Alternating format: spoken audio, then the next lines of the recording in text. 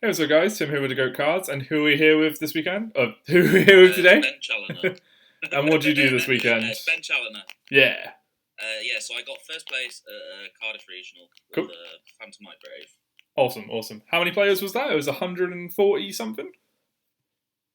I believe it was 156 to 159 players, if I remember correctly. Yeah, that's a big regional. And I went, and I went 7 wins and 1 draw, being the only undefeated. Nice. I do. What did you play? So we played the Phantomites Hmm. because I believe it's the best deck since they banned Protoss finally. Yeah. And since Cypher's allowed. Yeah.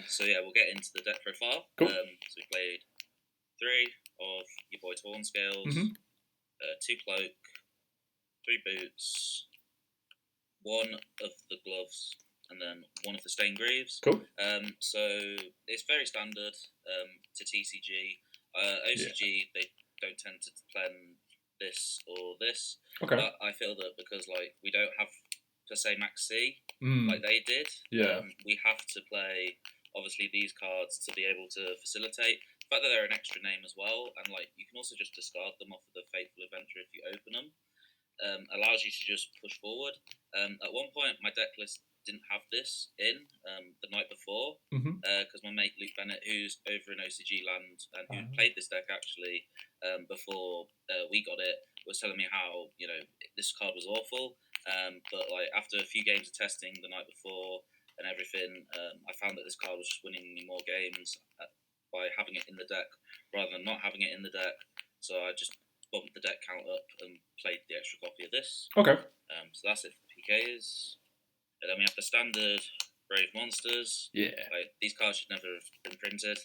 The fact that this is an extender and gets you to the engine is just retarded. Yeah, it's broken, this right? being a negate as well is just everything about this engine is just so dumb. And the fact that it's accessible off the Cherubini as well is just ridiculous. So, in all honesty, I wouldn't be surprised next ban list if they put these to 2. Yeah. OCG. The card that should be banned. Very much. I don't know how it missed it, but shout outs to all the PK players, for the ban list that didn't do well with the deck, the YCSs. So you kept this alive. Yeah. And the other 2 Garnets. Yeah. The Celestial and Dasher.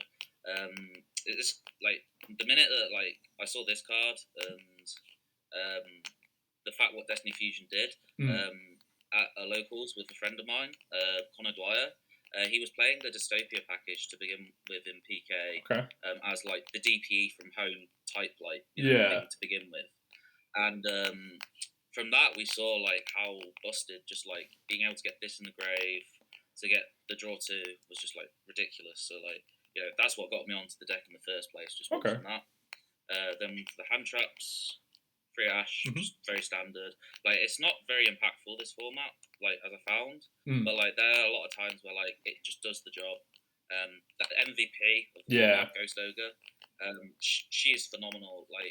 For example, against the Hulk decks, just ogring the Hulk to get the body off the board, so that they struggle to make the Auroradon is kind of the most impactful thing that you can do.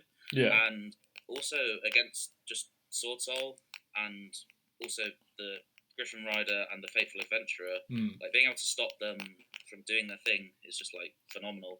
And and also against Prank Kids with the Prank Kids pranks, being able to turn that off and put them behind a turn is just phenomenal. The final hand trap was 2 Nib. Okay. I didn't opt to go with 3 at all in the deck just because I didn't know particularly how the format would pan out, just because. So in a lot of testing games prior to the Brave being launched, we found that a lot of people were double siphoning.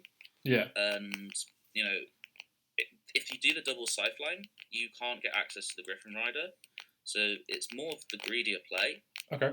So in games 2 and 3, because this card's coming in, we opted to instead of just double siphoning in the game 2 and 3, we opt to single scythe and have the Griffin Rider just to play around this. Okay. But at the same time, at a UK regional, there's a lot of very wacky wombo combo decks that you can't realistically prepare for unless you actually main deck this card. So like we opted for 2 just for like that flexible spot of being able to intertwine, and like the side deck was built basically using my mate's OCG knowledge and being able to make it so that it was super versatile, because the first thing he told me about PK was that the reason the deck's just so good is because it's so super versatile in what it can do.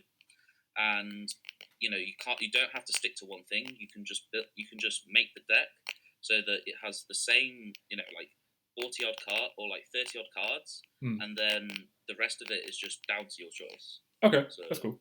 That was the hand traps. Yep. For the spells, we played the One Foolish. Yeah. You have to play it. Rota, the God card. Yeah. The card should be banned. Yes. I've already decided. 2 Fusion Destiny, again, another gold card. Yeah. 3 Forbidden Droplets, MVP of the weekend. Yeah, card's really good. The amount good. of times that, like, opening Aquamancer plus this, just being able to be just, like, a free negate off the board, or, like, a free blowout card, was just ridiculous. So that's it for the generic spells. And then everyone's favourite spells, Grave cards. I read a tweet once that Sebastian Todd put on Twitter that this card is basically engage without having to put 3 spells into the grave. And after this weekend, I have to fully agree that he is completely correct. So, that card's broken, right? This card is just ridiculous. Yeah, it generates summoning way a too token and then getting to this, just ridiculous. Then for the traps, we played the Brigadier, the Wings, and then Triple Fog. Yeah. I could have played 2, but 3 just came up so much. So okay. Yeah. That was it for the main. How many cards were in the main deck? So the main deck was 43. Okay. Ultimately, we wanted it to be 42, but because Stained Grease came up so much, the percentage chance of bricking was low, just by adding 1 extra card in. So it just became 43. Sure. And I'm glad it did. Yeah. So for the extra, 1 Levier, double Breaksword, Downer, Zeus. You don't need to explain these. Yeah. One thing that people are playing now is the Almirage in the extra deck, because a lot of the time you'll open like a cloak or a boots and you won't be able to get a lot from it. So like you have to be able to normal summon, make into an Almirage, add the Shade Brigadier, and then turn the Brigadier into the Link Spider, so that then you can make a Verte. Okay, cool. And that's how you make the deck super versatile. Yeah. Cherubini, Predator Plant, Dagda. Yeah. The MVP of the weekend, actually. The amount of games just stolen with this card was ridiculous. Yeah, bringing back Vertes, right?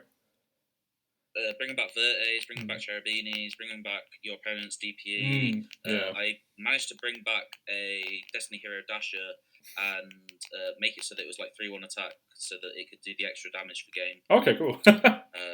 Yeah, it was just ridiculous. And then Bardiche, like, this card should never have come back to 1. Yeah. 3 even, but yeah. Yeah, literally. Nightmare Unicorn. Yeah. Good. Access Code. We could have played Barrel Sword. Okay. There was a lot of times where the Link 2 and like popping with a Break Sword came up more. But at the same time, like, because we play now more attributes because of Almirage, Link Spider, and Dagda, the extra pop effect comes up more now. Because before you didn't play like this extra one, so the extra pop didn't come up as much. But now that you play like the extra types, it comes up way more now. Yeah. So you can pop like 4 cards sometimes. And then the MVP himself, the Void DPE, like this card needs no explanation. Broken card, right? Absolutely broken. Yeah. Then for the side, so we opted to side through Lancia because every deck vanishes. Yeah. Ideally, we probably remained it just because, like, maybe a copy or 2, just because like you can get it off of Dagda as well. True. But I felt that like because of it as a UK regional, if like I can't get into Eldritch, it wouldn't be that great. Yeah, that's fair. Yeah, you just put it in against the matchups you want. And then the interchangeable hand traps for if Nib's not great were 2 Droll and 2 Impermanents. Okay. So if ideally like you came up against a matchup you didn't particularly think Nib was good against, you could just side these in. Obviously, like there'll be some matchups where these don't work against like Eldritch, so you can like deciding like your win buttons, like these two, which are the Harvest Feather Duster and the Red Reboot. In my round 6 against an Eldritch player, he set 4. And I rebooted him for game so that I'd make a Zeus, blow up his whole board. I was also under a Lancia myself. Okay. So I blew up his whole board, and he went, okay. And he tried to use the effect of Golden Lands, and I went, no, you're under Lancia. Yeah. Oh yeah. So yeah, that was funny. And then 3 twin because it's an optimal card. Like, you're able to just discard whatever you want out of your hand, and then blow 2 cards up. And then also against the Prankids matchup against Henry Bancroft, who I played against final round. Like, you can just like outblow Prankids matchup just by standby phase, twin twistering, and like it just shags them completely. Yeah, because they can't chain the spell. Exactly. Yeah. And then the final card was 3 anti-spell. Cool. So the reason behind it was like if you came up against a mirror match and the Cyclops, they were prepared for the Cyclops, you could ideally just like, in standby phase or even in draw phase, flip anti-spell, and they have to then like, force like their Call by the Grave, for example, if they draw it, or like force like anything else during the draw phase, so that then you can Cyclops them successfully if needs be. And like being able to have Griffin Rider plus this just like made so many people scoop throughout the day. That seems pretty broken. No, it's like, it's ridiculous. Yeah. Like, they banned IO, but didn't ban anti-spell. But yeah, no, that's the deck. Cool. Any shoutouts or anything? Yeah, so I want to shout out my locals, Incon Gaming. Without the boys and stuff from there, like testing every week with them, and being able to have such a great community as them around me, it wouldn't be possible. I want to shout out as well Luke Bennett, who's over in Taiwan at the moment. He's doing really well. Playing in the OCG land. I've got you, boy, don't worry. I want to shout out my own Facebook page, Chen's Cards. Yes. It's kind of a meme page at the moment, but hopefully later on it becomes more of a business page. Cool. But, give it a check out. There's lots of posts on there, lots of banter, etc. Link will be in the description. Great stuff like that. Also want to shout out Connor Dwyer for taking me from a bad place and putting me into a good place. Cool. And making me realise that I am as good as I can be. Also shout out to his girlfriend Victoria Bettany for making some banging meals during testing time and just having a good time. And yeah, that's about it. And also shout out to Tim for letting me have it and not put himself on. This profile will also be on JY Sharif's channel and also July TCGs, just so that people know if they want to go check those guys out as well. Yes, links will be in the description. Yeah, everyone takes this deck and gets some success like I did. Cool. Well, thank you very much. No worries. Cool. Right, I'm going to try and stop OBS recording now. I'm really bad at getting it to do that.